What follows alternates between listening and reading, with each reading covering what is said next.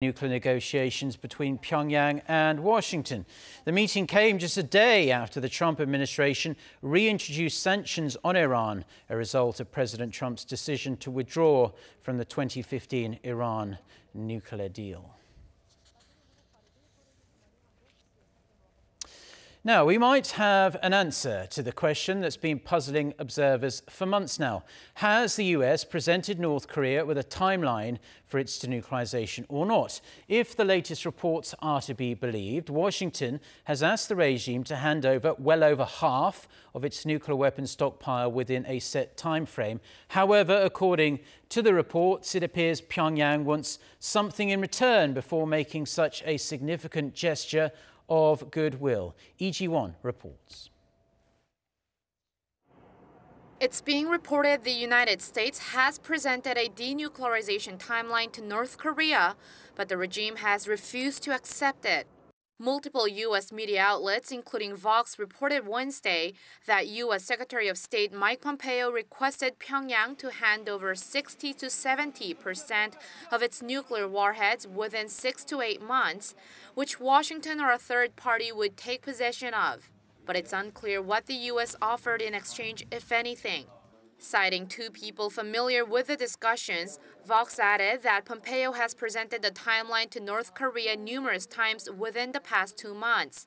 But it was rebuffed each time by the North Koreans, led by Kim Yong-chol, Pyongyang's vice chairman of the ruling Workers' Party Central Committee.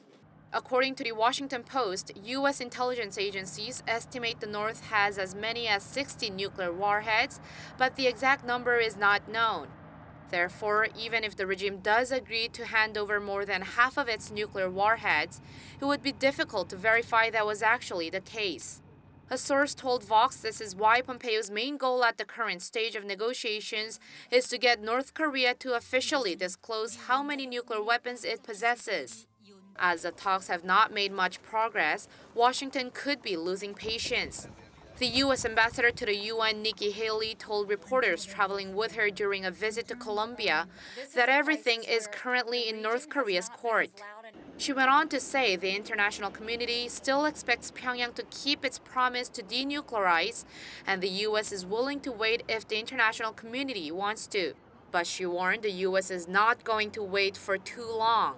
The negotiations are proving tricky as North Korea is sticking to its guns on the U.S. fulfilling its side of the bargain. North Korea's state-run newspaper Dodong Sinmun published an editorial on Thursday urging Washington to declare an end to the Korean War. It said ending the war is the first step to securing peace in the region and around the world, adding it will set a positive atmosphere and build confidence between Pyongyang and Washington. 이지원, Arirang News. UN Secretary-General Antonio Guterres says he's willing to visit North Korea if there's a chance it could help denuclearization efforts. Speaking to Japanese broadcaster NHK in Tokyo on Wednesday, the UN chief said he would make a trip to the north if the ongoing negotiations stall, adding that a possible visit will depend on circumstances that make the visit useful. Guterres is in Japan to attend the annual memorial ceremony for the victims of the atomic bombing of Nagasaki in 1945. And North Korea seems to be taking further steps in dismantling its missile test site. In fact, a North Korean monitoring website says the regime might be going above and beyond what Kim Jong-un promised US President Donald Trump during their big summit in Singapore that happened in mid-June. Won Jong-hwan reports. North Korea continues to take down facilities at the missile engine testing site. Citing satellite imagery from last Friday, a U.S. website monitoring the regime, 38 North, says more work is being done to dismantle facilities at the Seohae satellite launching station. The pictures show that Pyongyang is ripping down the steel-based structure of the vertical engine test stand and also removing walls at the transfer structure on the launch pad used to support rocket launches. An analyst said those facilities are key to the testing and development of engines for ballistic missile and space launch vehicles. However, the report also said that while work at the launch pad for now does seem to be related to its dismantlement, the possibility cannot be ruled out that it's the start of some modification of the structures or other purposes. The report went on to say that the apparent dismantling should be viewed only as first steps, since it's neither permanent nor irreversible. Yeah, I think it's a very good attempt from North Korea to show to the United States that it has a very strong willingness to give up its nuclear weapons and missiles. But in fact, this is something related to the future test site, launch site destruction, which is not something directly targeting at the destruction of the ICBM that North Korea already had. So that's why the U.S. is not accepting this as an important, serious signal to dismantle its ICBM that it already possesses, which is the main target of the United States towards North Korea. Meanwhile, a confidential UN document reportedly says that North Korea has not stopped its nuclear and missile programs, but continues to defy Security Council resolutions through a massive increase in illicit ship-to-ship transfers of petroleum products. According to Reuters, the UN report also said North Korea is still cooperating militarily with Syria and has been trying to sell weapons to rebels in Yemen. 원정환, Arirang News. South and North Korean officials will meet for a second time today to discuss joint railway inspections. 6 railway-related officials from each side will gather for talks at the Western Inter-Korean Transit Office. They'll try to set some specific schedules on railway inspections, which are due to start later this month. Seoul and Pyongyang agreed at their railway talks in June to make on-site inspections on rail lines along the western and eastern coasts of the peninsula to upgrade them in the hope that they can be linked one day.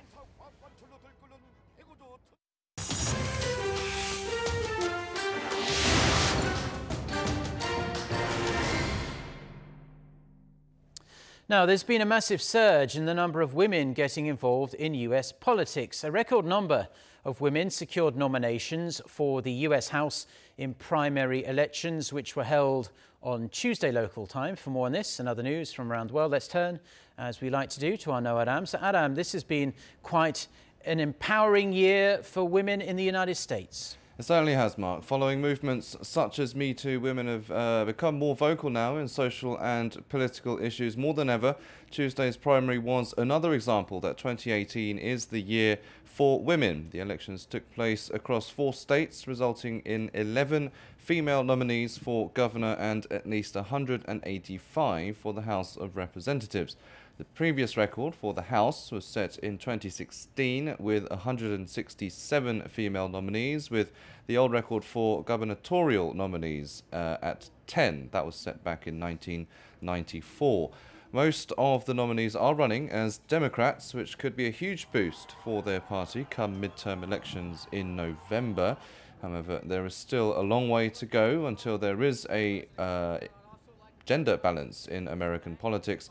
80% of Congress is still made up of men. Meanwhile, there is also a key election that has been held in Ohio in what is being watched as a test of President Donald Trump's popularity amongst Republicans.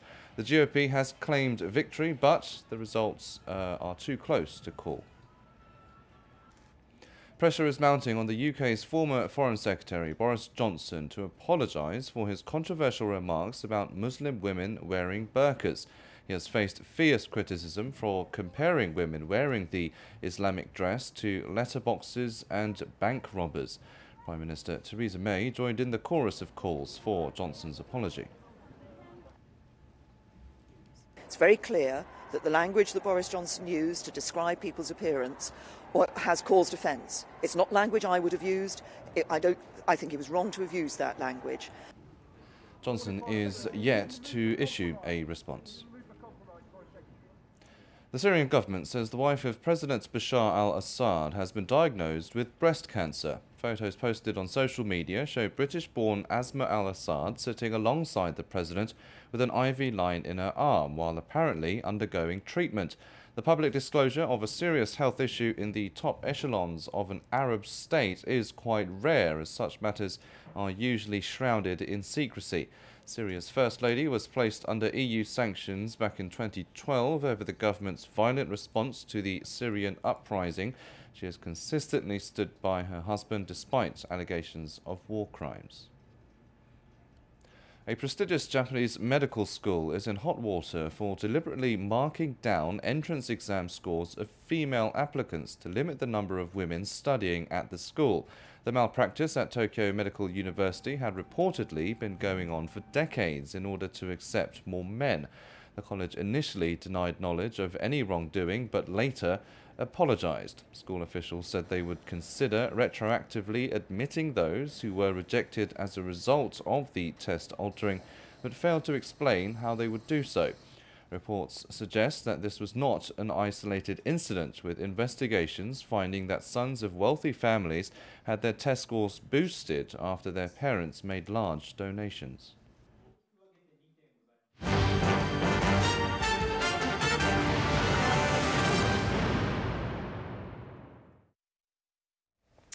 No, it's the second salvo in a 24-hour period in the ongoing trade war between the United States and China, wasting little time to respond in kind to Washington's declaration of new tariffs on Chinese goods.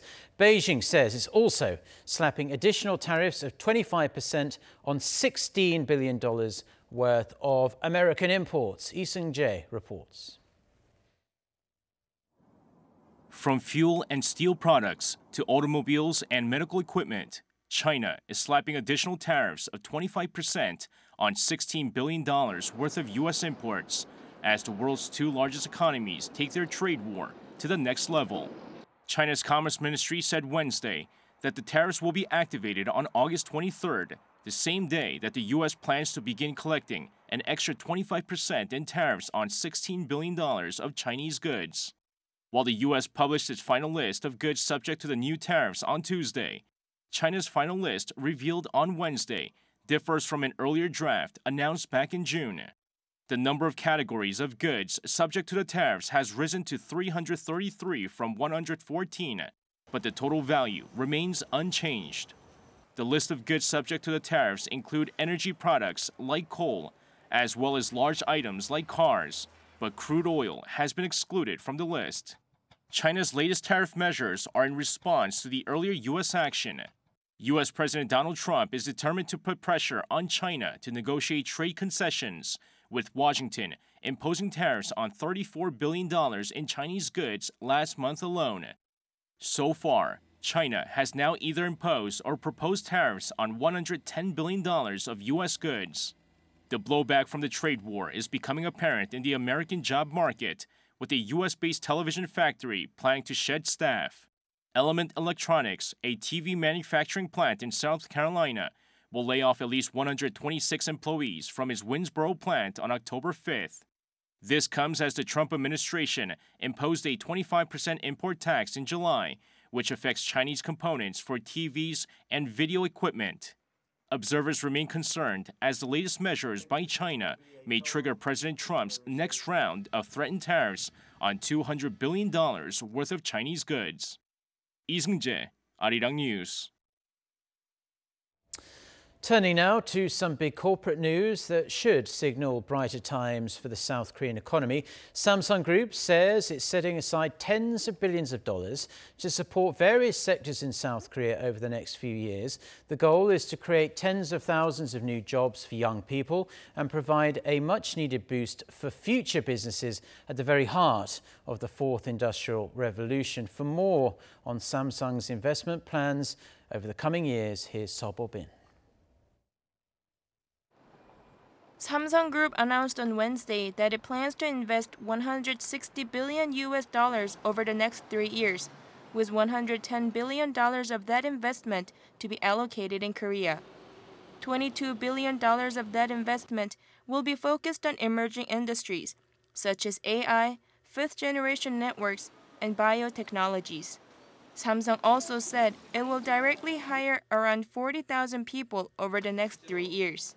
The company usually recruits between 20,000 and 25,000 new workers over that period, but plans to employ an additional 20,000 employees to help create youth jobs and make a smooth transition to the 52-hour work week.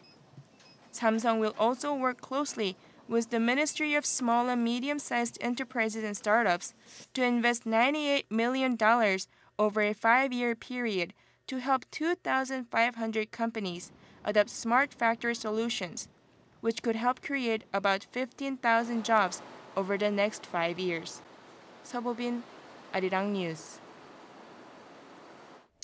Now, under fire automaker BMW is recalling 324,000 diesel cars in Europe to fix a mechanical issue that has caused engine fires right here in South Korea. According to a German newspaper on Wednesday, a faulty exhaust gas recirculation module in some of BMW's diesel models, which caused 27 engine fires in South Korea this year, prompted the huge recall, including nearly 100,000 units in Germany alone. This comes as the South Korean government is looking into banning BMW cars from the road to prevent any more fires like the one you're looking at there. Meanwhile, a group of local BMW owners will file a police complaint this week seeking a criminal investigation into top officials at the local unit of the German carmaker.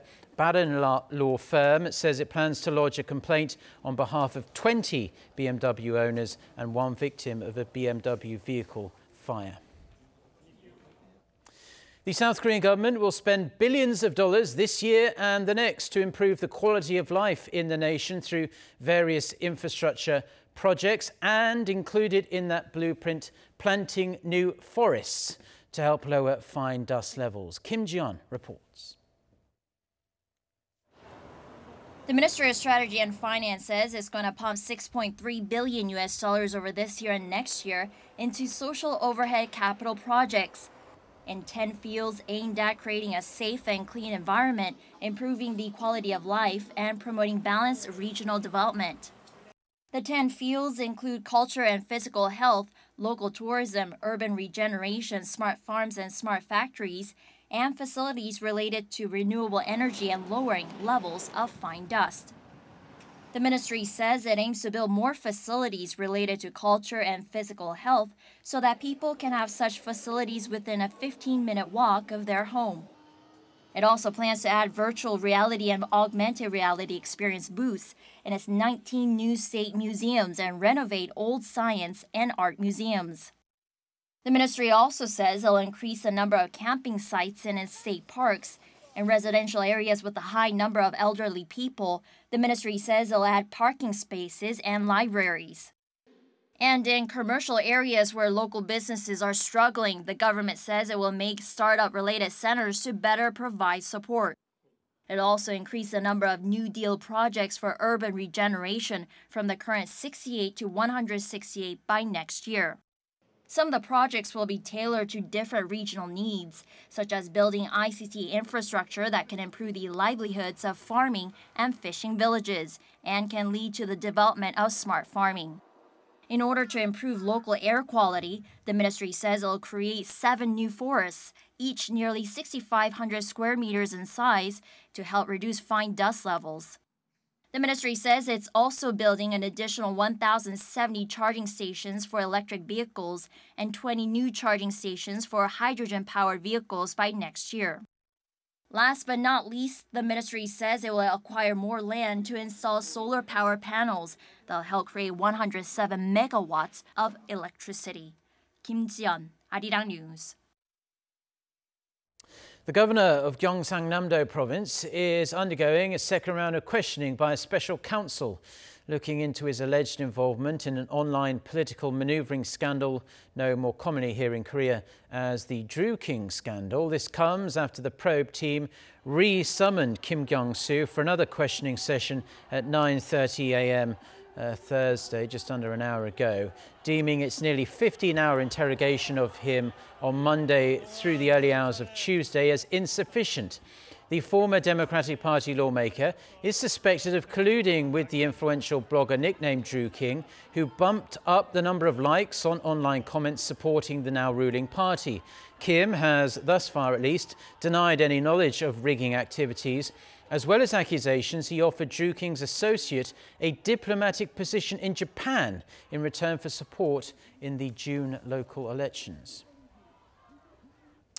Now, in its ongoing bid to go green, South Korea wants to become far less dependent on all things plastic. Ensuring new regulations are being followed to the letter, the Environment Ministry has started carrying out random inspections at coffee shops and fast food chains that, of course, use a lot of plastic in their day-to-day business. They are dropping by hundreds of places to make sure they're complying with new rules aimed at sharply reducing the use of such products. Hong Yu reports. When you order a drink in a coffee shop, the staff will ask you, 고객님 환경 보호를 위해서 드시고 가시면 머그잔 괜찮으세요? 네, 괜찮아요. If the staff give you a drink in a disposable plastic cup without asking first, the coffee shop will be fined up to $1,800. Inspections began on August 2nd to check that staff are informing customers of the new regulations and are asking whether consumers want their drinks to go. And it's already led to some changes. The usage of mugs and glass cups has increased a lot thanks to our customers' cooperation. Out of 3 billion plastic cups used in our country each year, about 1.5 billion can be reduced with this regulation. But the regulation has caused some confusion as well. For example, the use of paper cups were not included in the regulation. Paper cups were not included in the regulation because they should be recyclable. But in fact, these paper cups are coated with plastic, so it cannot be recycled. Even more, for small coffee shops that only have few employees and depend on the fast circulation of mugs, this regulation could hit their profit margin. Our customers are usually office workers who come in at a similar time, so to provide them all with drinks in reusable cups, we need to buy more cups, and it's hard to wash all the cups because we don't have enough employees. Practically, we have to hire more staff. Despite such problems, there is still hope that the regulations will reduce plastic waste. The regulation existed since the early 2000s, but it hasn't been put into practice. And to start this all of a sudden will lead to confusion even if the guidelines are well made. What is important now is the cooperation between the shops and the local governments to build trust. And to do that, the local government must give a grace period to the owners to help them adapt to the regulation. Hong Yu, Arirang News.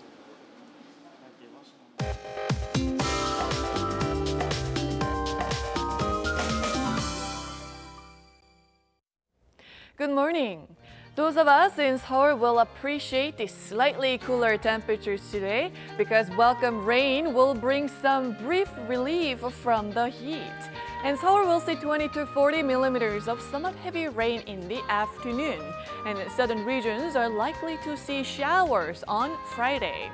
And highs in Seoul will be a couple of notches lower than yesterday, getting up to 32 degrees Celsius. Gwangju and Daegu will be blistering hot again, topping out at 36 degrees. And sadly, readings will jump back to sweltering levels on Friday here in the capital, but southern regions could look forward to have some much more bearable temperatures tomorrow. With that, let's take a look at the international weather for viewers around the world. So welcome rain will bring slight relief from the heat on this Thursday to South Korea, and North Korea will also see more showers today. Typhoon Shanshan is approaching Japan and bringing with it strong winds, increasing the risk of coastal flooding along the eastern coastline. Over in Australia, wet weather continues in Perth and the southeast. In the U.S., the National Weather Service issued an excessive heat warning to the LA area. And as for South America, it seems like Rio de Janeiro will have mostly sunny skies. Taking you to Europe, for those in the UK, a spell of cooler and weather caused by Arctic air engulfing the UK could bring summer to an early end. Lastly, to Africa, Dakar will have rain on Thursday, but sunshine returns on Friday. And that's the weather update for now.